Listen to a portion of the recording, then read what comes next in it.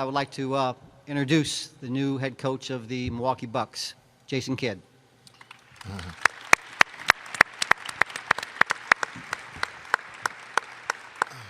Thanks, John. I would like to thank Wes and Mark for giving me this opportunity.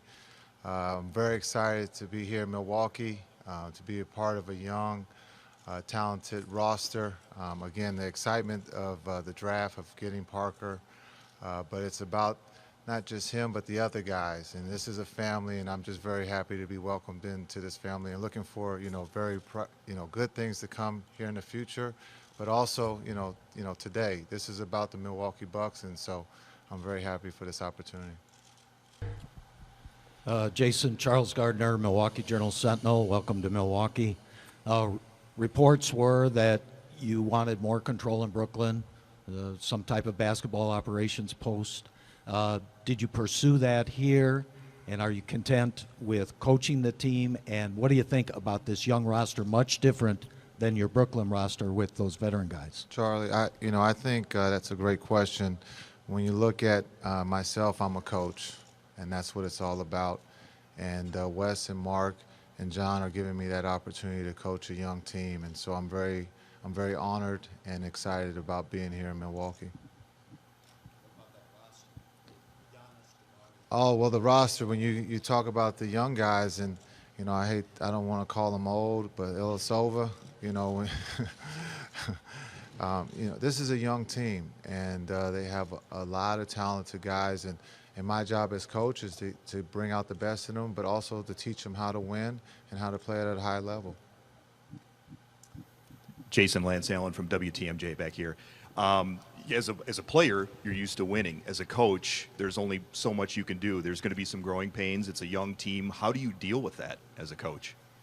Well, I think, Lance, when you look at my career, 19 years, I can look back at going to Dallas as a 19-year-old, 20-year-old, being surrounded with talented players like Jimmy and Jamal, high expectations. There might have been a couple controversial things that came out about being selfish or unselfish, but those are things that I can draw back from as a player and share with these players, firsthand. And there are going to be some growing pains, but they can always be, looked upon as a learning experience, and that we get better each time we take the floor. And that's what makes this opportunity very exciting, and I'm looking to see it through to the end. You get into the thought process of deciding that leaving Brooklyn was the right decision for you. What led to that, and why did you decide that this was the right fit when you made that decision? Well, I think the process started when Jeff asked for permission, and permission was granted. And I talked to Wes and Mark, and that's when it started. That's when the ball started rolling. I liked what I heard from Wes and Mark, and from there it was taken out of my hands. Jeff, Wes, Mark, and Dimitri and Billy started talking, and then they found a way to strike a deal, and then that's it. This is business. I think Billy said it best. It's business, and that's what it comes down to. Hi, Jason. Michael Hunt, Milwaukee Journal-Sentinel. There were some criticisms about what went down in Brooklyn, that maybe you had the power play there, and that you interviewed for a job here while someone already had a job. I was wondering how you respond to those things. Mike, when you're a player, you're going to be criticized, and as a coach, you're going to be criticized even more, because it's about wins and losses.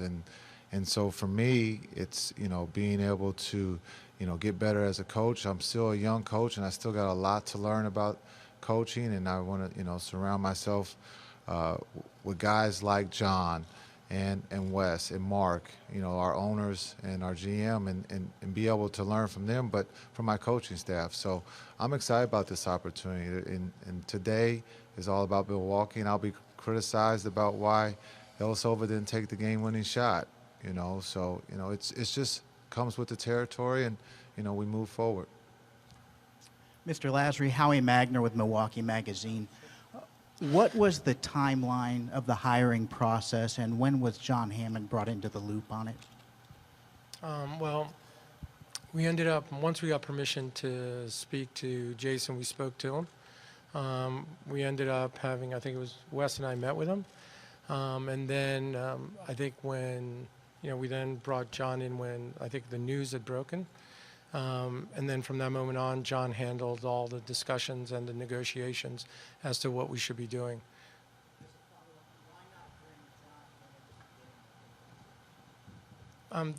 We were asked to keep it confidential, and we did. And I think it was, obviously, in retrospect, that was a mistake. I think we've learned a lot in the last couple of days about sort of, process and things. And I think that was our fault, and we should have done that. This is also from Mark. Steve Ashburner, NBA.com. The way this came together is very unorthodox, relatively unorthodox for these type of hires. Some have said this is newness to your roles. Others have suggested that you intend to be very hands-on to a fault. What read should people take from this in terms of how you're going to make decisions going Sure. forward? I would tell you it was very much newness. I think we've learned a lot in this process. I would tell you our view, and it hasn't changed from the beginning, is that all the basketball operations, everything goes through John. And I think in this process we learned, we made a mistake, and I think we've learned that pretty well. Gary Wolfel of the Racine Journal-Times. How did this process all start? Did you contact Jason, or did Jason contact you?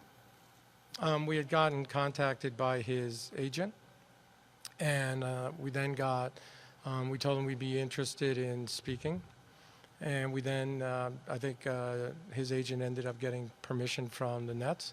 And once we got permission from the Nets, then we met with Jason. Also, did you talk to any other coaches about this position?